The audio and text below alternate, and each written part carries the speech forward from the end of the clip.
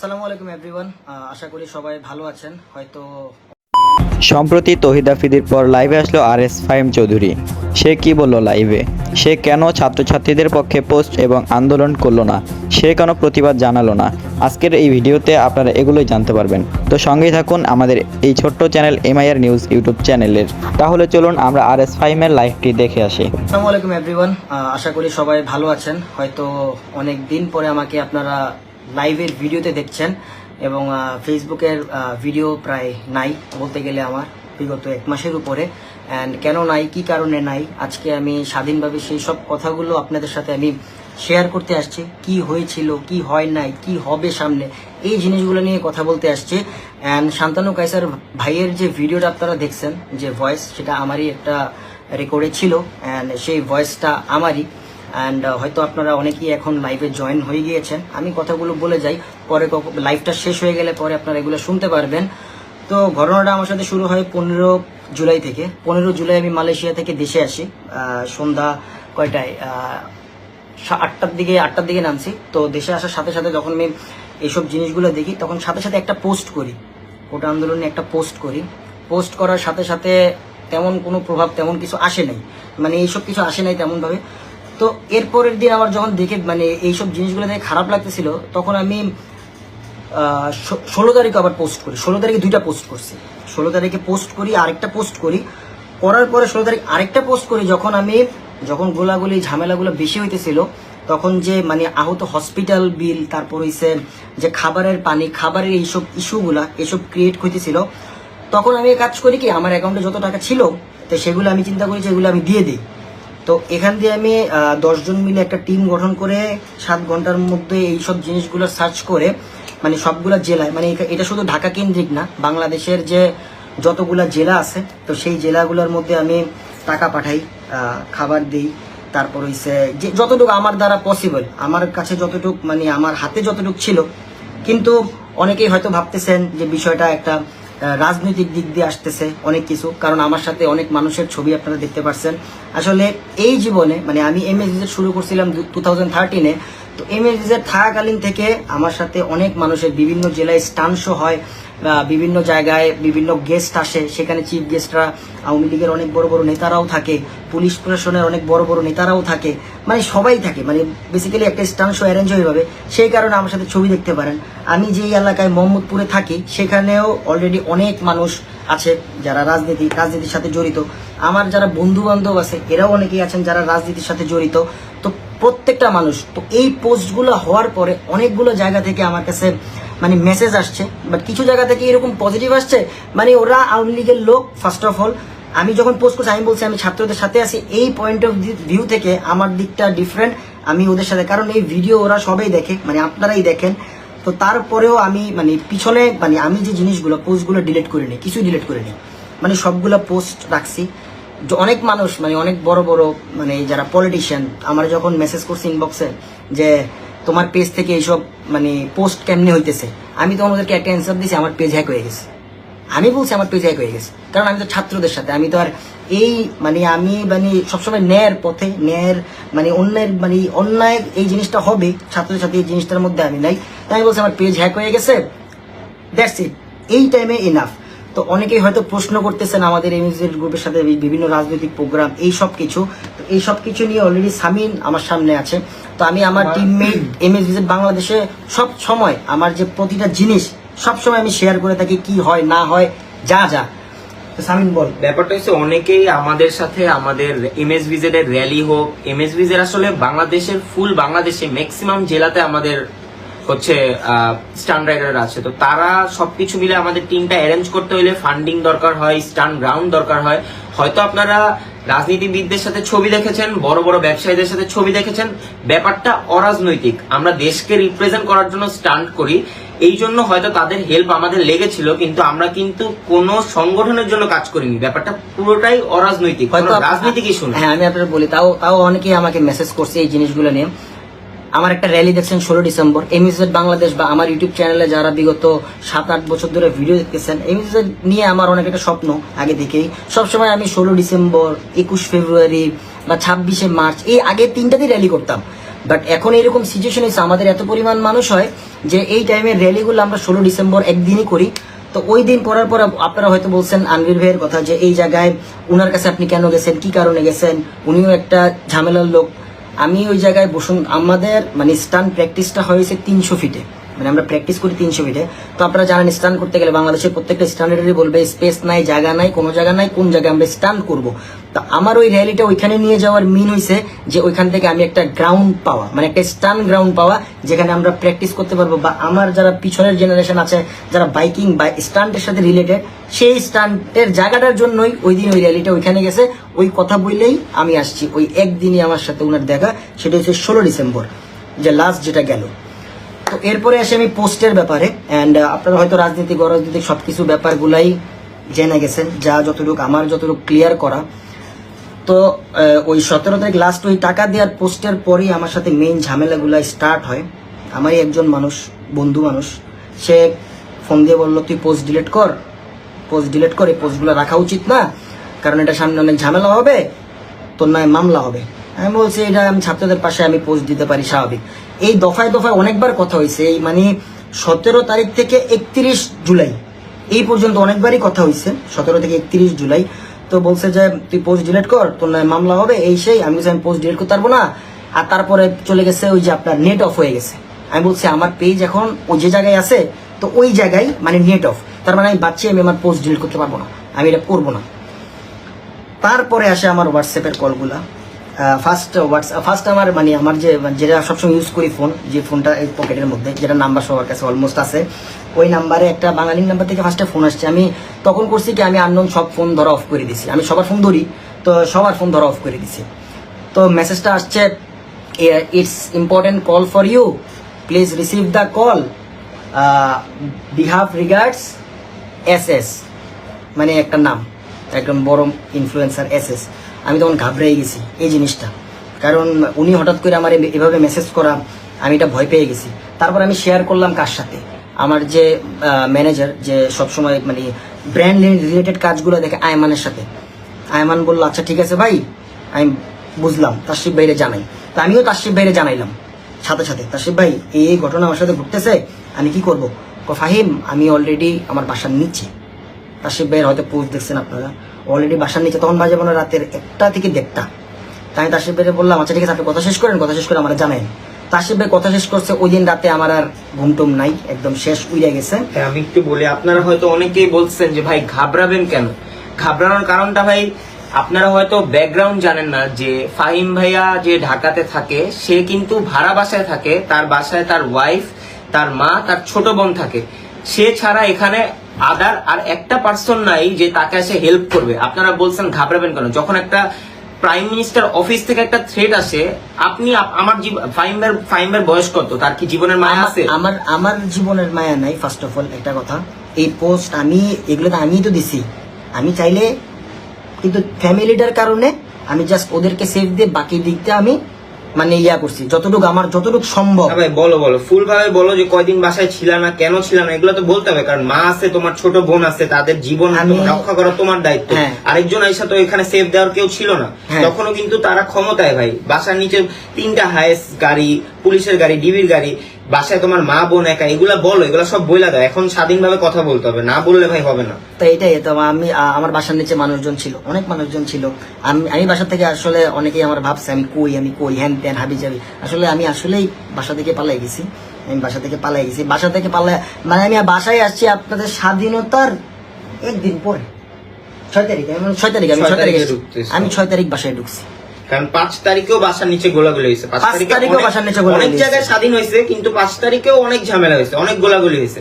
আমাদের মা বোনদেরকে নিয়ে আমরা কিভাবে যে দৌড়াদৌড়ি করছি, এটা তো অফলাইনে আপনাদেরকে এক্সপ্লেন করা পসিবল না, কারণ এটা আমাদের মা বোন, আপনারা জানেন না কি করবেন। কিন্তু আপনারা আরেকজন আইসা সেফ দিতে পারবেন না, অস্ত্রের মুখে আপনারা সবাই সারেন্ডার করতে হবে। যেখানে মা বোন, আমরা বুক পাইতা দিব, আমাদের কোনো সমস্যা নেই, আমরা বুক পাইতা দিছি, আপনারা ছবি দেখছেন, সবার কমেন্টে ছবি আছে, সবকিছু আছে। আরেকটা কথা বলি, না তো যখন আমি কিন্তু মানে আমি আন্দোলনে গেছি, আমি গেছি, তাশরিফ ভাই গেছে, মানে আয়মান গেছে, সবাই গেছে, আমার পোলাপান তো সব আন্দোলনে। আমি বলছি তোরা ছবি পোস্ট কর, আমার যে ছবিটা আছে এটা তোরা আপাতত পোস্ট দিস না, আমি যদি এখন অ্যারেস্ট হয়ে যাই তাইলে এটা এফেক্ট তোদের, মানে তোরা সব পিছিয়ে এসে পড়বি। তোরা সব পিছিয়ে, আমি জানি আমি যদি অনেক কিছু হয়ে যেত ওরা ব্যাক ফরওয়ার্ড চলে আসতো সবাই, ওরা ব্যাক ফরওয়ার্ড। আমি বলছি ঠিক আছে আমার ছবিটা বাদে তোরা সব ছবি পোস্ট দে, তোরা সব যা মন চায় তাই কর, এক পাতা আমি আমার ছবি, আমি যে আন্দোলনে গেছি আমার ছবিটা তুই পোস্ট করিস না। আমি বলছি ঠিক আছে ফাইন, এতটুকু শেষ। তো যখন ওই যে ওনার মেসেজ, তখন আমি তাশরিফের বললাম ভাই এরপরের দিন আমাদের একটা মিটিং করা দরকার। তারপরে মিরপুর চলে যায় সাথে সাথে লেজিট বন্দর অফিসে, ওখানে যে আমি আয়মান তারপর তাশরিফ ভাইরে বললাম ভাই আপনারা কি বলছে এগুলো একটু বলেন আমারে, কারণ আমারে ফোন দিছে, ফোন আমি পিক করি নাই, দুইবার মনে করেন যে দুইবার মেসেজটা দুইবার আসছে, একবার রাত্রে আসছে একবার সন্ধ্যার দিকে আসছে, আর কল আসছে 3-4 বার, আমি এগুলা পিক করিনি। তো আমি বললাম ভাই বলেন ভাই কি অবস্থা, এগুলা কি? তাশরিফ ভাইয়ের হাতে পুরো স্ক্রিপ্ট, তাশরিফ ভাইয়ের হাতে স্ক্রিপ্ট যেগুলা কারা করতেছে কি নিয়ে ভিডিও বানাইতে হবে। আমি ওই দিক থেকে একটা হাসি দিয়া তাশরিফ ভাইয়ের বললাম ভাই মাপ চাই, দোয়া চাই, আমি পলাই যেতেছি গা, দরকার হলে দেশে থাকলাম না মরে গেলাম, ডাজেন্ট ম্যাটার, কিন্তু আমি এই ব্যাপারে ভিডিও বানাইতে পারবো না। এখন আমার যদি খুঁজেও এটার মধ্যে নাই, তাশরিফ ভাই বলছে আমি এটার মধ্যে নাই, তাশরিফ ভাইও ক্লিয়ার, আমি সেটা পারবো না, তাশরিফ ভাইয়ের মতো ওইখান থেকে লিভ। আমি গাড়ি এক জায়গায় রেখা, তখন কিন্তু কারফিউ চলে, তখন কারফিউ চলে, গাড়ি আরেক জায়গায় রেখা আমি আরেক দিক দিয়ে রিক্সা দিয়ে গেছি। তাশরিফ ভাই একটা বাইক নিয়ে এসেছিল, তাশরিফ ভাই আস্তে করে হেলমেট পরে চলে গেছে, মানে আমাদের যে ওই জায়গায় একটা মিটিং হয়েছে আমাদের, ওইখান থেকে লিভ শেষ, এই ম্যাটার শেষ। বাসায় আসার পরে রাফসান আমারে হোয়াটসঅ্যাপে কল দিছে, রাফসান বলতেছে ভাই আমার তো ওই উনি কল দিছে, আমি পিক করছি, এখন আমি কি হবে, আমি তো ঘাবড়াইতেছি, আমার আম্মু ভয় পাইতেছে, জিনিসটা আমি কি করবো। আমি বলছি ভাই এইসব নিয়ে ভিডিও বানাইস না, আমি বলছি এইসব নিয়ে ভিডিও বানাইস না, তুই একদম চুপ যা, এই মানে কারণ এই পক্ষ হয়ে যদি এখন তুই ভিডিও করস তাহলে দেশের সাথে বেইমানি হয়ে তাহলে যায়। দেশের সাথে এটা বেইমানি হয়ে যায়। শেষ, এটা হচ্ছে ফার্স্ট চ্যাপ্টার গন। তারপর থেকে আমার যেই ফ্রেন্ড যার কল রেকর্ড আপনারা শান্তনু কায়সার ভাইয়ের এটাতে শুনছেন, আসলে আমি ওর সবসময় ভালো চাই, কারণ আমি চাই না ওর কোনো ক্ষতি হোক। তো এইভাবে ও যখন আমার ফোন দিয়ে এসব বলতেছে, আমি বলছি আমি পারবো না এগুলো ডিলিট করতে, আমি সম্ভব না এটা ডিলিট করা। তারপর ওর সাথে আমার একটা কথোপকথন হয়েছে যে ফোনে, এই তুই আওয়ামী লীগ করস না? আমি বলছি হ্যাঁ করি তো, আমি কিন্তু বলছি হ্যাঁ করি তো।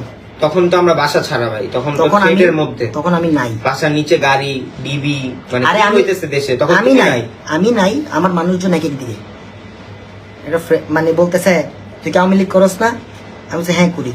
তুই করস না? আমি বলছি হ্যাঁ করি, এই জায়গায়। তারপর এগুলা জামাত বিএনপিরা করতেছে, আমি বলছি তুই ছাত্র করে পিডা। আমার এরপর কথা হচ্ছে হ্যাঁ তুই ছাত্র করে পিডা, আমি পোস্ট ডিল করতে পারবো না, আমি একটা মেন্টাল প্রেশারে আছি, আমি এটা পারবো না। আমি বলছি ছাত্র করে পিডা, আমি বলছি ছাত্র করে পিডা। কত আর ইয়া করতে হবে। এই ঘটনাটা ঘটছে এটা ঘটনাটা ঘটছে হচ্ছে 26 তারিখের পরে, 26 তারিখের পরে যখন আমি হ্যাঁ 26 তারিখের পরে বলছে তুই মার, তো আমি এটার মধ্যে নাই, তোরা কি করস, তোরা মার, কারণ আমি তো নাই, আমি এই জায়গায় নাই, আমি জাস্ট এই জায়গা থেকে ক্লিয়ার। তারপর ওই যে লাল রঙের প্রোফাইল পিকচার আসলো, আমি প্রোফাইল পিকচার আপলোড দিলাম, ওই দিন আরেক ধাক্কা, আমি কেন প্রোফাইল পিকচার দিলাম, তুই কেন লাল করলি প্রোফাইলটা, মানে আমার এই একজন ফ্রেন্ড, তুই কেন প্রোফাইল পিকচার লালটা দিলি?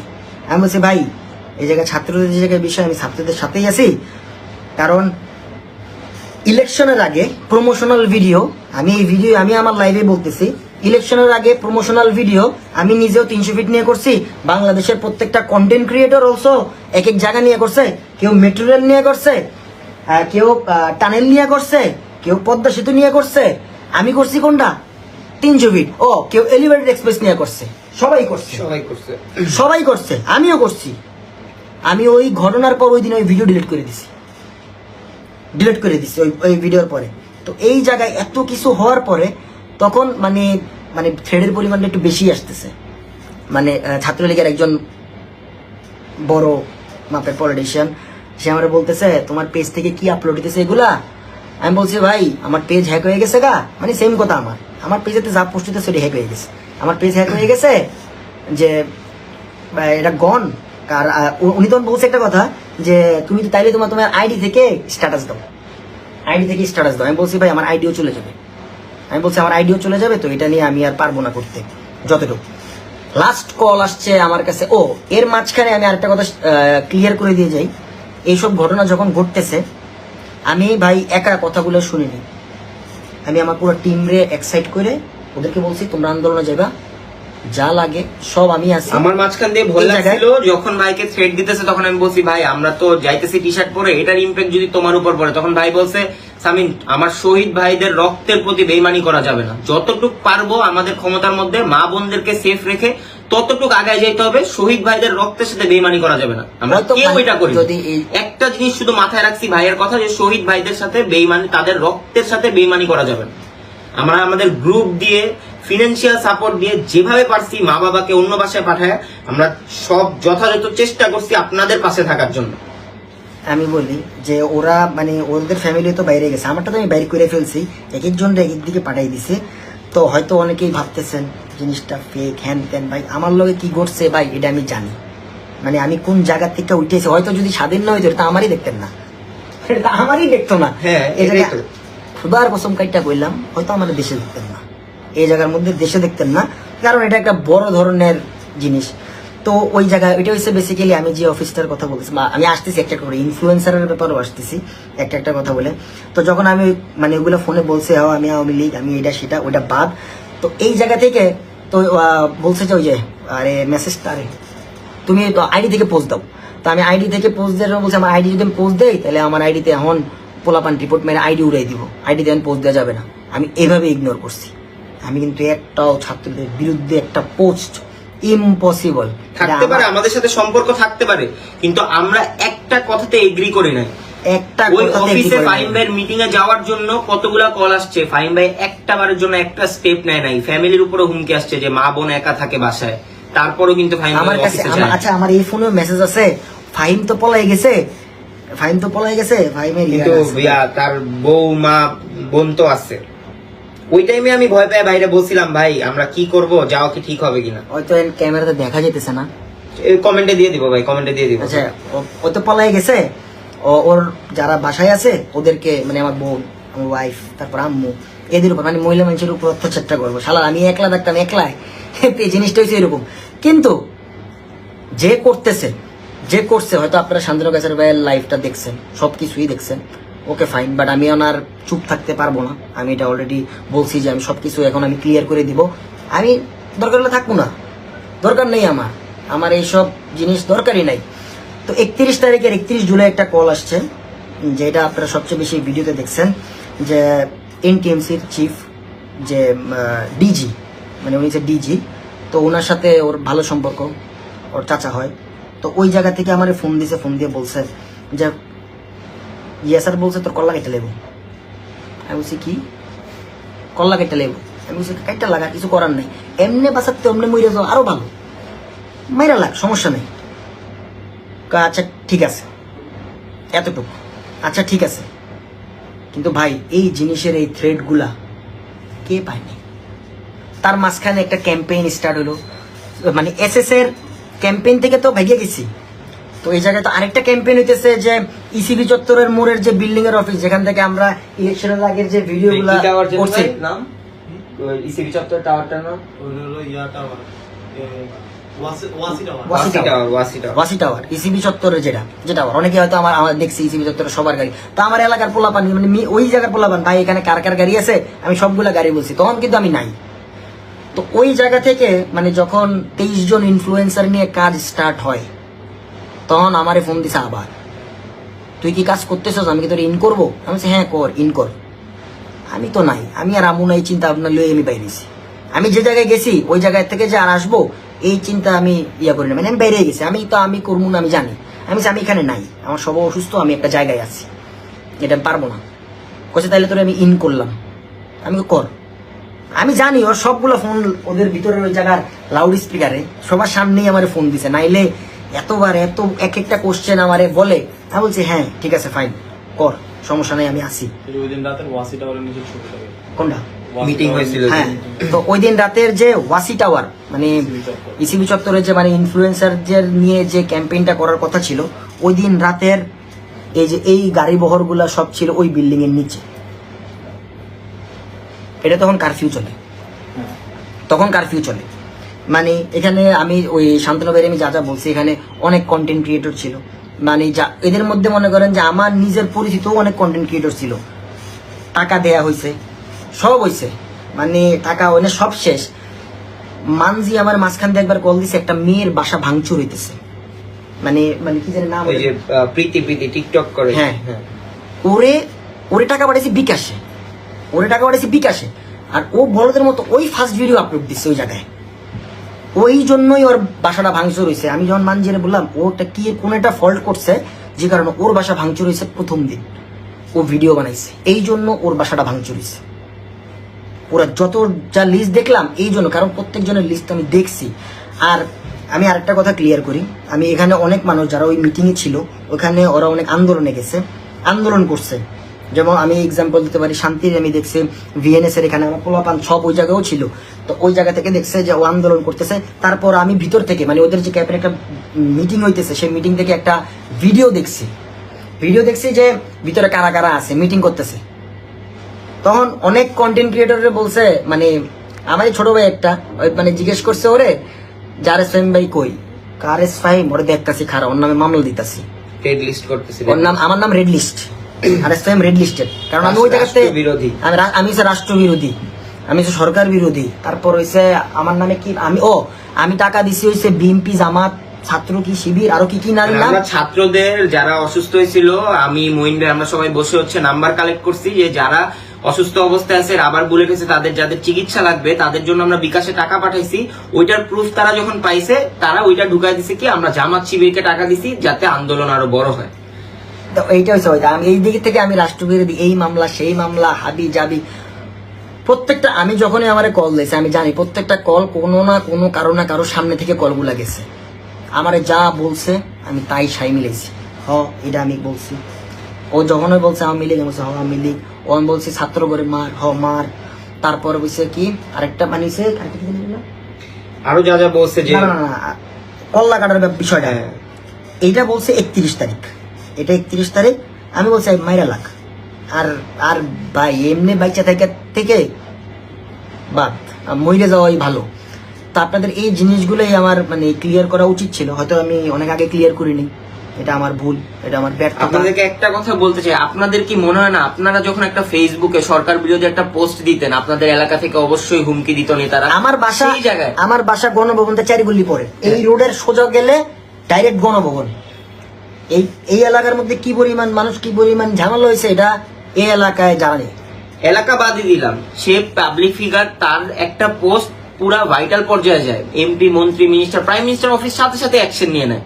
সেই জায়গায় যে এই ক্ষমতাটা সে দেখাইতে পারছে, ছাত্রদের পক্ষে রেড ডিপি দিয়ে, ছাত্রদেরকে ডিরেক্ট সাপোর্ট দিয়ে, কোন আমরা আমাদের মানে যতটুকু ক্ষমতা ছিল সব জায়গা থেকে, আমরা মাঠ থেকে শুরু করে সোশ্যাল মিডিয়া, আমরা কিন্তু কোন জায়গায় আজ পর্যন্ত এখন পর্যন্ত আপনাদের সাথে কারোর সাথে বেইমানি করি নাই। একটা দেখাইতে পারবেন না যে আমরা ছাত্রদের এগেইনস্টে কিছু বলতে গেছি। সব জায়গায় আমরা অ্যালার্ট ছিলাম, আমরা সব জায়গায় কাজ করে গেছি। ইভেন আফটার 6 তারিখ থেকে ফাহিম ভাই নিজে সকাল 10টা থেকে রাত 12টা পর্যন্ত ট্রাফিক ডিউটি থেকে শুরু করে সংসদ ভবনের নিরাপত্তা, যাতে কোনো ডাকাত দল রাতে দিনে ট্রাফিক ডিউটি সব সময় সারা দিন আমরা দাঁড়ানো। আমি আমার পেজ থেকে বা আমার নিজের কোনো জায়গা থেকে একটা ছবি, একটা স্টোরি কিছু আপলোড দেনি। আর আমার ফার্স্ট মেনশনটাই আসছে মানে বন্যাতে মানে বিকাশের একটা নিয়ে, এটার মধ্যে আমার সাথে বিকাশের রিলেটেডটা কি এট ফার্স্ট এই জিনিসটা আমার পেজে পুরাটা সার্চ মারেন যা মন চায়, কারণ আমি এই নিয়ে কোনো ভিডিওই বানাইনি, আমি নিজের থেকে যে সবসময় দিয়ে আসছি আমার যতটুকু এফোর্ট। আমি যদি মনে করেন আমি যদি 1 লাখ টাকার হেল্প করতে পারি, আমি 1 লাখ টাকার হেল্প করে শেষ করে আসছি। যখন আমি পারি নাই আমি যাই নাই। চট্টগ্রামের আগুনের ক্ষেত্রেও সেম ঘটনা, মেডিসিন লাগতো, আমি টাকা দিয়ে কিনা দিয়ে আইসা পড়ছি, আমি আইসা পড়ছি, কোনো ভিডিও বানাই নাই। বন্যার ঘটনায় কোনো ভিডিও বানাই নাই, ছবি কয়টা ছিল এটা দিয়ে পোস্ট শেষ। আমরা কোনো ফান্ডিং তুলি নাই আজ পর্যন্ত। আমি জীবনে একটা ভালো কাজ করছি, জীবনে কোনোদিন কোনো ফান্ডিং তুলি নাই। মানুষ যখন কোনো হেল্পের জন্য আসে, এটা শেয়ার দিয়ে দেন, তখনই আমি চিন্তা ভাবনা করে দেবো এটা শেয়ার দিব কি দিব না, কারণ এখানে বিকাশ রিলেটেড আছে। আমি এই দিক থেকে তাও আমি আইসা মানে তখন তাৎক্ষণিক আইসা আমি কখনো এক্সপ্লেন করি নাই। আমি পলাইছিলাম, এটা আমি ঠিক আছে, কিন্তু আমি পোস্ট দেওয়া থেকে বিরত থাকি নাই। যেটা দরকার ছিল সেটা আমি যখন ওই জায়গায়ও ছিলাম তখন আমি টাকা পাঠাইছি, যখন ছিল না তখন আমি টাকা পাঠাইছি খুলনাতে। এই জায়গার মানে যতগুলা মুভমেন্ট হয়েছে, তো এটা আমার আপনাদের কাছে ক্লিয়ার করা উচিত ছিল, এতটুকু আমি ক্লিয়ার করলাম। এতটুকুই। এখন থেকে ভাই যে যার মতো করে জাস্টিফাই করবেন, কোনো গুজবে কান দিবেন না। অর্ধেক কেটে ক্লিপ, কল রেকর্ড অর্ধেক কেটে, লাইভের অর্ধেক কেটে না, আপনারা সরাসরি যেটা সত্যি ওইটা জাস্টিফাই করবেন, রিয়েল নিউজটা দেখবেন। আর আমরা সবাই মিলে আসেন এখন সুন্দর একটা দেশ গড়ি, যেহেতু নতুন করে আমাদের স্বাধীনতাটা আসছে। আমরা আর কোনো স্বৈরা শাসককে চাই না। যেটা ন্যায় ওইটাকে ন্যায় বলতে হবে, যেটা অন্যায় ওইটাকে অন্যায় বলতে হবে, কোনো চুপ থাকা যাবে না। চাঁদাবাজ মুক্ত হোক, কোনো যে কোনো সবকিছু মুক্ত। আমরা স্টুডেন্টরা কি পারে এটা আমরা দেখাই দিছি। আমরা এখন ন্যায়ের পথে দেশটাকে সুন্দর মতো সবাই মিলে সাজাই, এটাই ভাই সবার কাছ থেকে চাওয়া থাকবে। আর ভাইয়ের প্রতি আপনাদের যেই অভিযোগগুলো ছিল, আশা করি যে এই লাইভটা আপনারা সবাই পুরাটা যারা দেখছেন তারা তো অবশ্যই বুঝছেন। আশা করি ফরওয়ার্ডও করবেন যে এই ব্যাপারগুলো আমাদের সাথে ঘটছে, আর আমরা আপনাদেরকে কতটুকু সাপোর্ট দিতে পারছি এবার আপনারাই আমাদেরকে জানান। তো এইটাই আমার এতটুকুই বলার ছিল, যে এই দুজন ব্যক্তি থেকে আমার কাছে কল আসছে, বা যার সাথে একজনের সাথে আমি কথা বলি নাই, আরেকজনের সাথে কথা বলছি, এগুলার ব্যাপারে তাসিফ ভাই জানে, আয়মান জানে। আমার যে সাইবার এক্সপার্ট একরাম, যে এখন দুবাইতে আছে, আমি লাস্ট টাইম এটাও বলছিলাম যদি বাই চান্স আমি আমার ধৈর্যও ফেলে আমার পেজের অ্যাডমিন, মানে আমি নিজে বেরিয়ে গেছি, তো বলছি যে ধৈর্যও ফেলে তাইলে তুই পেজ যদি ভিডিও আপলোড হয় তাহলে তুই পেজ ডিলিট করে দিস। একরামের সাথে আমার এই কথোপকথন হয়েছে। তারপরে একরামের যারা ভাই ব্রাদার আছে ওদের সাথে আমি ডোনেশনের কাজে যে হিন্দাও বাংছে আমার, এই জিনিসগুলো আমি বলি নাই। তা এখন আমার বলার সময় হয়েছে, আমি আপনাদের সাথে শেয়ার করলাম। এখন আমার উপর কি যায় না যায় আই ডোন্ট কেয়ার, আমার আর কোনো নাই, কারণ আমি মইরা গেল শেষ। কারণ আমার এই জিনিসটা শেয়ার করা আপনাদের কাছে অনেক জরুরি ছিল, নাইলে প্রত্যেক রাতে আমি একটা মানে হয়তো আমার ইনস্টাগ্রাম যারা ফলো করে স্টোরি, আমার ইনস্টাগ্রাম যারা ওই যে কি জানি একটা নিজে চ্যানেল আছে, চ্যানেল, হ্যাঁ একটা চ্যানেল বানাইছে, ওইখানে ওই মেসেজগুলো দেখলেও বুঝবেন সব ওইটার মধ্যে। আমার ইনস্টাগ্রামের চ্যানেল আমি আগের থেকে যত পোস্ট দিয়ে আসছি, মানে যে ঘটনা সব সিরিয়াল করে দিয়ে আসছি। হয়তো ছবি আপনারা দেখেন নাই, হয়তো কোনো ভিডিও দেখেন নাই, এটার জন্য আমারে ক্ষমা করে দিন। এটাই, আমি জানি না আমি কি ব্যাক আসবো কি আসবো না, কিন্তু এই জিনিসগুলা মানে যে অন্যায়গুলা সবার সাথে হয়েছে, মানে এখন হয়তো একটা একটা করে বাকি 23 জন কন্টেন্ট ক্রিয়েটারও মুখ খুলবে যারা ওই মিটিং এর মধ্যে ছিল। একমাত্র মানে আর এস ফাইম ওই জায়গায় ইগনোর করছে, আর এস ফাইম রেড লিস্টেড, আর এস ফাইম রে মানে মাইরালামু কেমনে কল লাগাইতেলাম, আর এস ফাইম রে গায়েব করে দেবো। গায়েব করতে হইলো অনেকগুলো মানুষের উপরে দিয়ে যায় গায়েব করতে, ঘটনা হয়েছে এটা। এতদিন চুপ করে বসে থাকলে এর অনেক ঘটনা আছে, এরকম অনেক ঘটনা আছে যেগুলো আমি শেয়ার করিনি। আমি নামটাও নেই নেই, আমি এই জায়গায় নাম নেই, লাইভে দুজনে একটারও নাম নেই নেই। যেই পরিমাণ ব্ল্যাকমেইল, যেই পরিমাণ মানে এগুলা, এটা বলার বাহিরে। যতদিন যা হয়েছে কিচ্ছু কই নাই, গাড়ি মানে চুপ, বাচ্চা ঠিক আছে, তাল মিলেই যেতেছে আর কি।